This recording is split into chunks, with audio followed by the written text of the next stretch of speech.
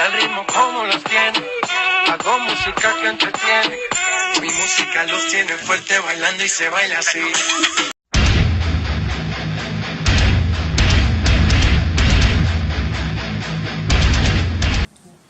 Hi guys! Welcome back to our channel, and today we're going to be reading creepypastas.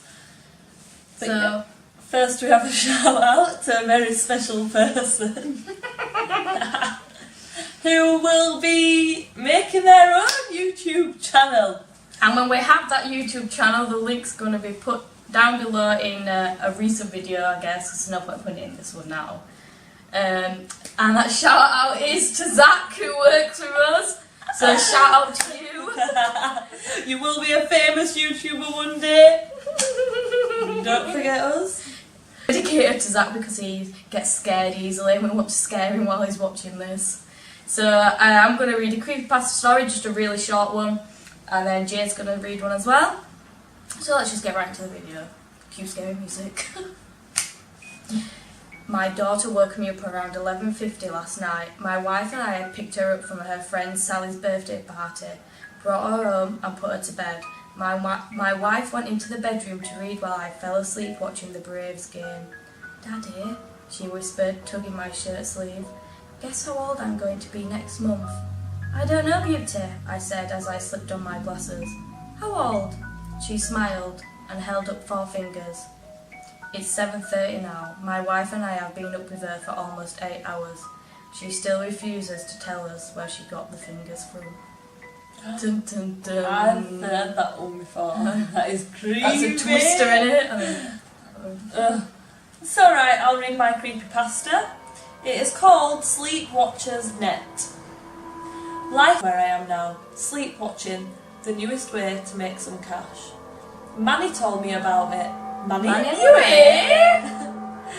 Good old hearted Manny. He meant well, he really did.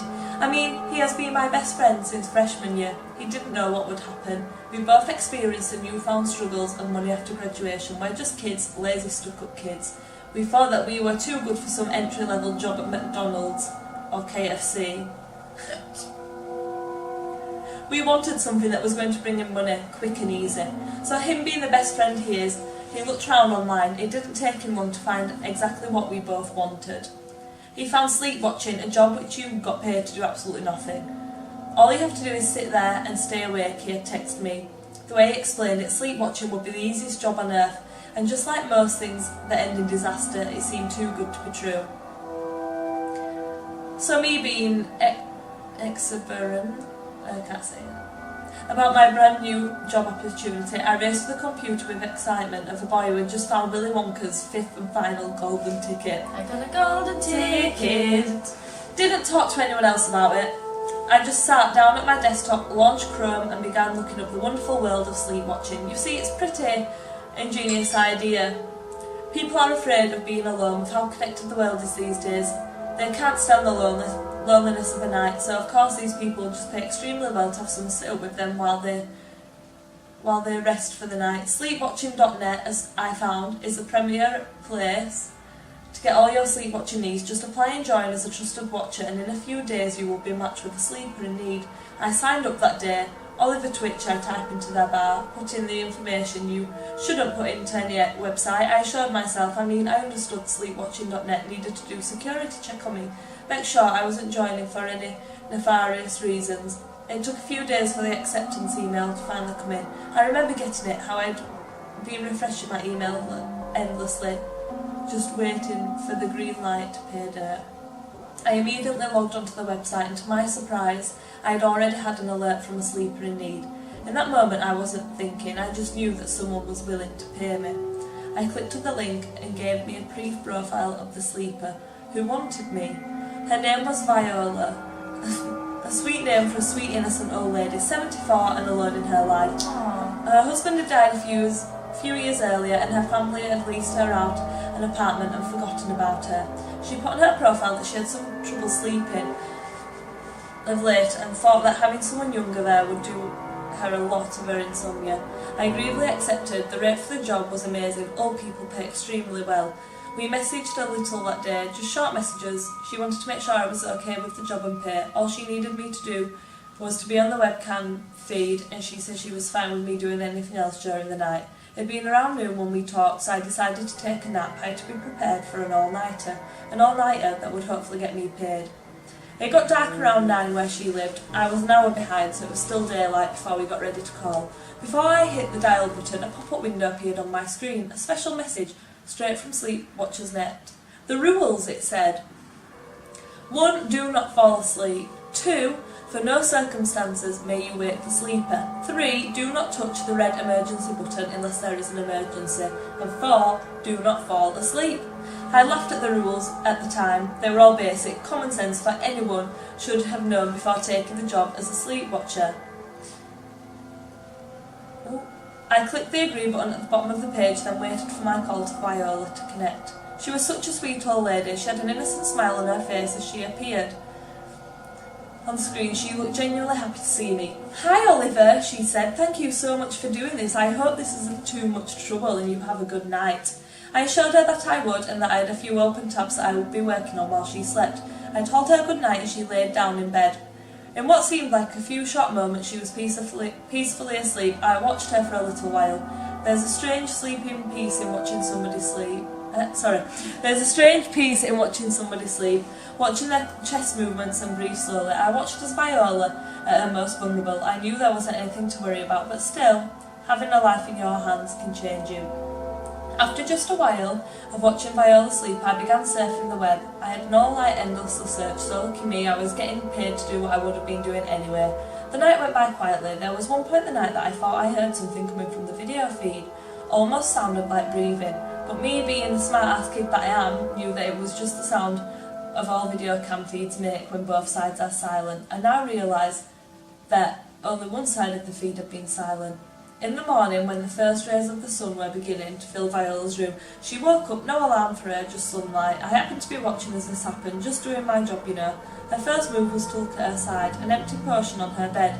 She placed her on the unused pillow, and I could have sworn I saw her body shudder. Then I guess she gathered herself.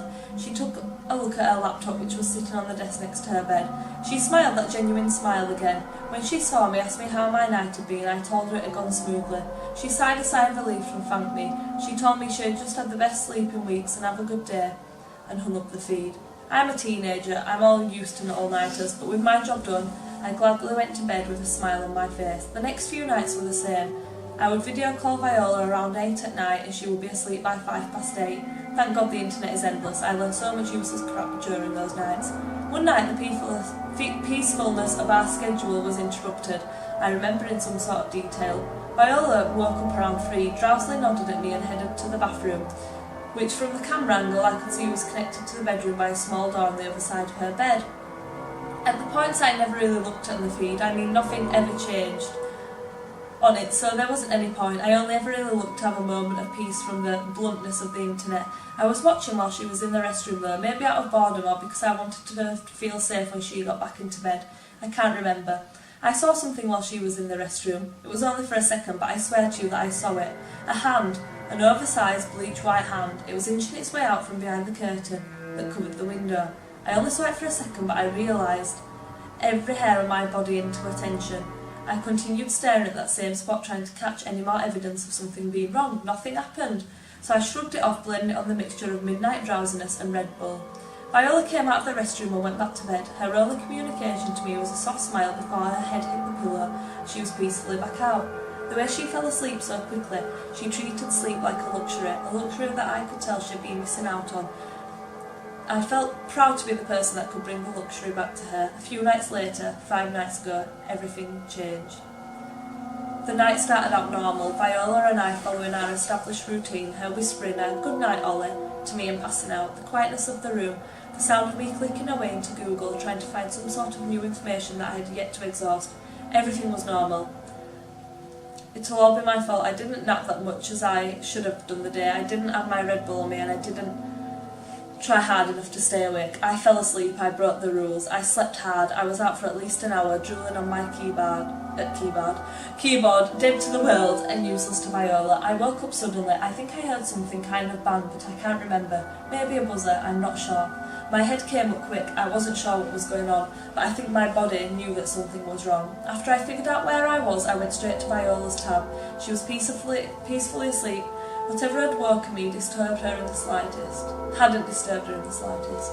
I smiled to myself. With that nap, I would be good to go the rest of the night, and Viola was still perfectly okay. That's when I saw him, the ghoul I now call the Watcher. My smile was instantly gone. He was standing in the corner of Viola's room, mostly hidden by the darkness. What I could make out by him that it was extreme height and his narrow body. I could also see his eyes. They were white, entirely white. They seemed to be reflecting on some ungodly light, and they were directed straight at me. I couldn't move. Fear was like ice, and in that moment it froze me. He began to move towards Viola. He didn't walk, but he didn't float like a ghost. He moved smooth, but at the same time his movements were rigid. Viola's back was to him, and her face was sleeping. Her sleeping face was pointed in my direction. This is when I broke rule 2. You see, I did the only thing that I could think of. I yelled, I screamed for Viola, trying to wake her. It worked. I now wish it hadn't. Her eyes popped open and instantly locked with mine. As she did this, the Watcher was upon her. He began slamming both of his fists into her body over and over again. It made this sick, wet sound. I saw it all. It was like having a front row seat to a band that disgusted you. I saw the look of surprise she had when she first woke up, the confusion on her face when he had slammed that white fist into her, and fear as she realised what was happening. Blood was everywhere. It wouldn't stop coming. Viola's eyes were on me the whole time. She was crying. She had given up, and she was steadily weeping as he beat her. Ollie, I barely heard her whisper, help me. I tried to do the only thing I could. I grabbed the mouse and clicked onto the red button, the emergency one, the one that's supposed to be used during only emergencies. It didn't work. This feature was restricted at the current time to the user Wishbone 43. Reason, disobeyance of the rules. Somewhere, somehow, Sleepwatcher's net knew I had fallen asleep. It knew, and now it was punishing me. I turned my attention back to the thing as it continued slamming its oversized fists into Viola. Those once white hands were covered in blood. Viola's eyes were lifeless. She was gone. I could still hear her plead for help in my ears. I cried. I sat in front of my computer and cried.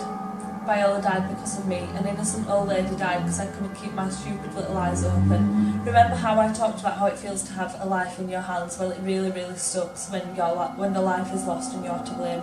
The tears wouldn't stop coming. They still haven't. I listened to the continuous slamming of the Watcher's fists into her body. After a little bit of time they finally stopped. It took every ounce of courage that I had to look up, but I did. Those white eyes were staring at me, those huge white hands covered in blood hung limply at his sides. Those eyes didn't say anything, but I know what it was trying to tell me. It's all your fault. I haven't slept since. Viola haunts my dreams, and if I close my eyes for even a second she's there, screaming at me, cursing my name with that innocent voice.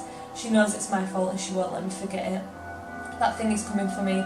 Viola's death was just the beginning. The first part of the 2-part punishment. My death will be part 2. I don't know what to do. I haven't told anyone. I know anyone that I could possibly tell would think I'm insane. If they didn't instantly call me crazy, well then they would know that Viola's death was my fault. If it isn't that monster's hands that are covered in blood, it's mine. He had been getting closer every night. At first it was just shadows, things that could be mistaken as nothing, but now I hear his breathing. I see those blood-soaked hands everywhere, that low, almost silent breathing. I hear it no matter where I go. He's always watching. I know he's here right now, behind me as I type, standing over my shoulder and reading what I have to say about him.